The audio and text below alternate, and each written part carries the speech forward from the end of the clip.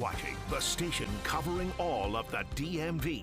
This is DC News Now. Thank you for joining us for the news at 4. I'm Shanika Grimshaw. And I'm Marielle Carbone. We start with weather today as the DMV, it is experiencing some beautiful weather, and it feels much deserved after last week's storms and rain. All right, so we're going to take a live look outside. It is a beautiful, gorgeous day. No humidity, so it's good for your hair. And you can see that monument over there and just a few clouds. It looks good. It feels good. And so we'll take it, especially on a Monday. Oh, it's a good way to start the week. Yes, Damon, thank you for that. Can you thank you?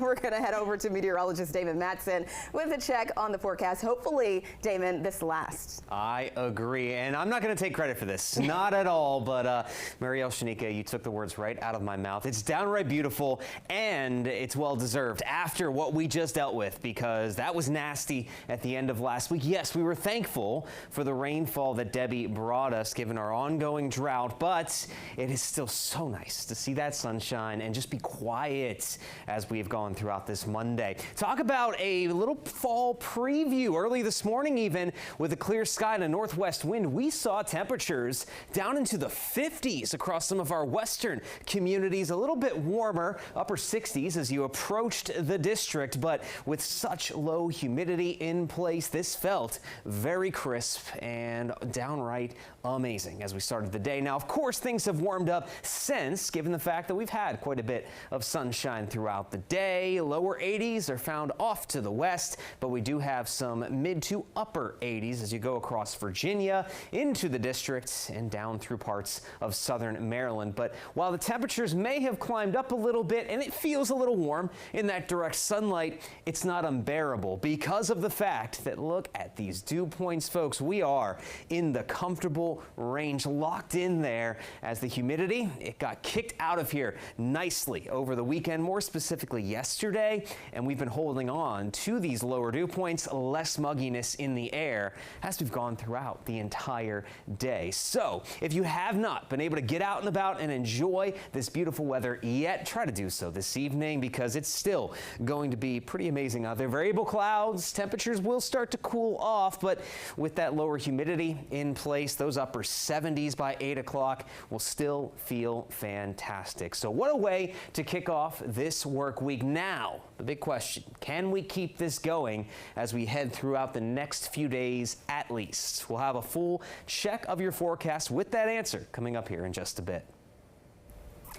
All right, Damon, thank you. New information out of Harford County, Maryland. The victims of an early Sunday morning house explosion in Bel Air have been identified. Yeah, that's right. 73-year-old Ray Corcoran Jr. identified as the homeowner here, and 35-year-old Jose Rodriguez Alvarado, a BGE utility worker. Yeah, firefighters received a call about an odor outside of the home on Arthur Woods Drive. As units were headed to the scene, that's when they heard reports of an explosion.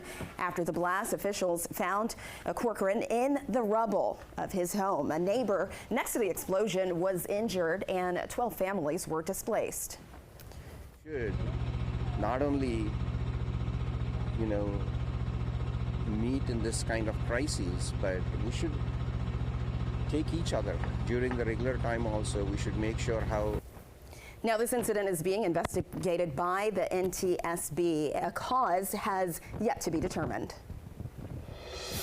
Over to West Virginia, where we're learning the name of a woman killed during Tropical Storm Debbie. State police say 36-year-old Stephanie Wishmeyer was inside her home when a tree fell. They and other agencies responded to the home in the Shenandoah community of Harpers Ferry. Her husband was also in the home. He was able to escape without injury. Once they arrived, they found a large oak tree in the rear of the residence had uprooted and actually fallen through the residence. Again, her husband, Peter Twig, he was in a separate part of the home when that destruction occurred, and he did survive. All right, it's 4:04 right now. Families flocking to retailers in Maryland to stock up during the state's tax-free week. Yeah, it only applies to some items and it runs through Saturday. We are finding our DC News Now's Randy Bass in Oxon Hill with how families are handling that back-to-school shopping rush. It's hard to believe we're already talking about back to school. How's it going out there, Randy? Hey, it's been a busy day out here in Oxon Hill, Marielle, Shanika. Many students go back to school here in the state of Maryland in just about 2 weeks. And parents and shoppers we talk to are all about stacking savings on clothes, shoes, and backpacks this week. It's that time of the year again, and this back to school season, parents are really feeling the pinch at the register. And it's been really expensive. Supplies aren't like when we were growing up where it was 50 cents for a pack of paper. It's $1.99. Kelly Brown is a mom of 4 school-age children.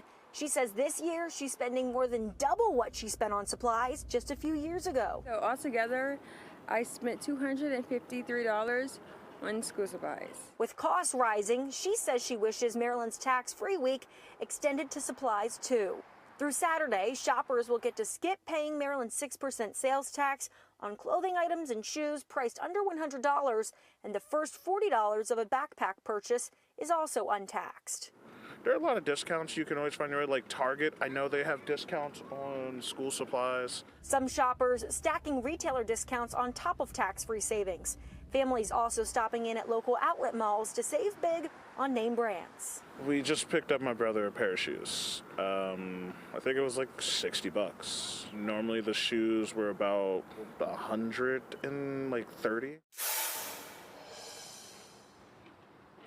Yes, definitely the time to get out there and stack those savings applies to, again, clothes, shoes, and backpacks.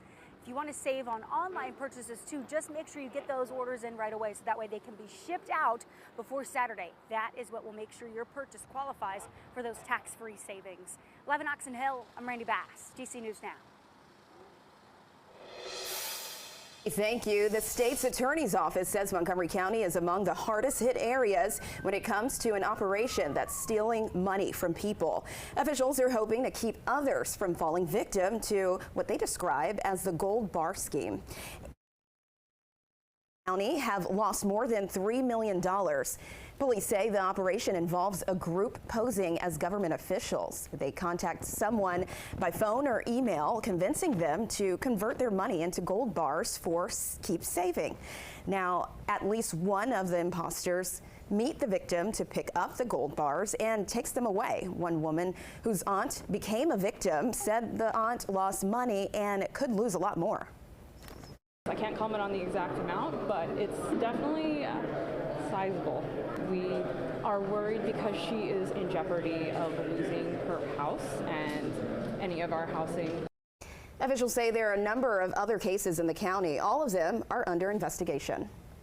And a man is dead after a shooting in Montgomery County Village today. It happened on Clubhouse Road. Police do not have any suspects in custody. We'll bring you more information as we get that. And new today, a federal judge has rejected a lawsuit challenging how Governor Glenn Youngkin restores voting rights for convicted felons released from prison. The judge saying the process might not be transparent or even fair, but it is legal.